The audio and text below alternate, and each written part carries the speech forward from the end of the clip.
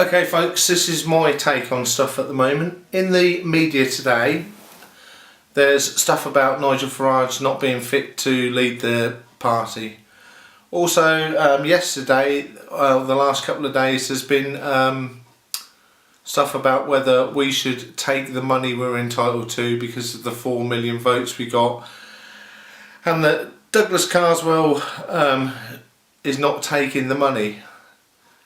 Now, we have to sort ourselves out. I said this a few days ago online in a couple of my posts, and I got berated and I got loads of people giving me a hard time saying, oh, the party's fine, Nigel's the leader, it's got to stay that way. If we become a party that's going to end up infighting and basically bickering with each other, we're not going to project the right image to future voters of UKIP, and we're going to very soon spiral into decline. We've got to stop all the backbiting, the infighting and what have you. Nigel stood down and then Nigel's back in the chair. Whichever way, it really doesn't matter at the moment. What we've got to do is restructure the party, sort the party out, and that's not because people want to make names for themselves. That's not because some people want fame and notoriety. That's because if you want UKIP to evolve into an electable party, we've got to be a bit more now looking towards getting mainstream votes. We've got to be looking towards people with positivity rather than negativity all the time.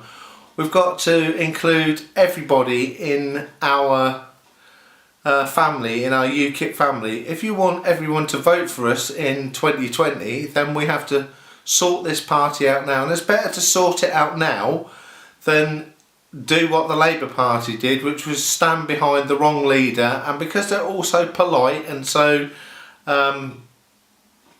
PC, when the great British public said we're not really into Ed Miliband, we don't really want Ed Miliband, the Labour Party bigwigs, the people at the top, just carried on blindly because they didn't want to be made to look stupid, so they carried on backing Ed Miliband when they should have just said, okay, we'll listen to the public. Now, I've got great pride in UKIP and I'm thankful for what Nigel Farage has done and bringing us to more prominence, but it's now time for Nigel to say, right, I'm going to step aside and we're going to have some new people in the party. And the reason we should do that is because we have gone along, UKIP have gone along saying we're the People's Party, we're different from everybody else. So whether you agree with Douglas Carswell or disagree with him, he's actually quite right in saying we want to show ourselves to be quite different. And whether you think Douglas is the man for the job or he's not the man for the job, or whether you think Nigel's the man for the job or not the man for the job, we need to move forward whichever way. We need to have an election for either a leader or a new leader. There's nothing to say that Nigel can't stand, but we're damaging the party if we keep up this nonsense of, oh, Nigel's left, oh, Nigel's back, oh, Nigel's left, Nigel's back. And I really don't know where that's coming from, because he stood down and the hierarchy, the people at the top of the party, the diehards, just going, oh no, we can't go on without Nigel. Well, we should go on without Nigel if that's what it takes to project UKIP to a much wider appeal of people out there. So come on, stop being, negative. Otherwise we'll never get anywhere. We'll just be a minority party. We got nearly 4 million votes. Now we need to get on top of that, focus, readjust, sort things out and go forward.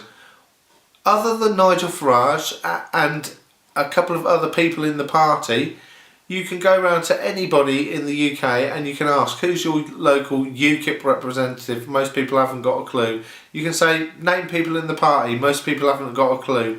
That's why it's important now to get this resolved very, very quickly, and let's get some positive names out there so as we can get names lodged in people's minds for 2020 for the elections.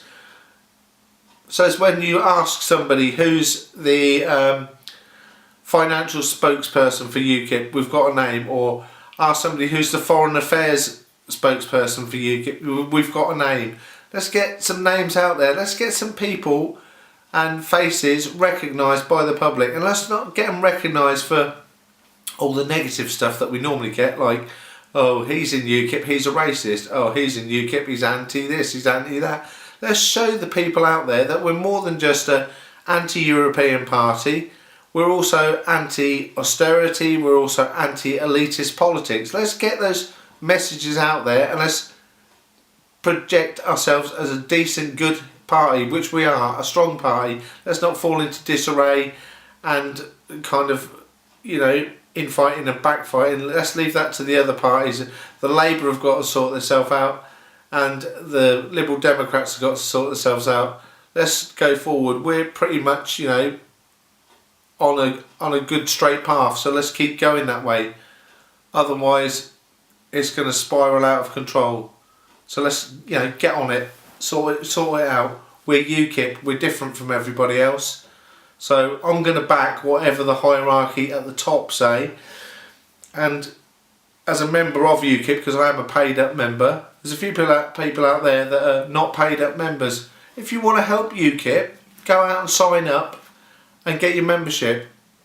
That way we'll have funds to generate campaigns for the next election. That's the best thing you can do. If you're a UKIP supporter, go out and join the party. Go to your local meetings. Go to your local office and get involved with UKIP. Go out and start campaigning. And listen to the directives that come down from on high. Don't go off spouting off a load of rubbish on your own. Be part of the party, be part of the team. So let's wait and see what happens, and let's stop all this infighting and backbiting, eh? Because UKIP is a force to be reckoned with.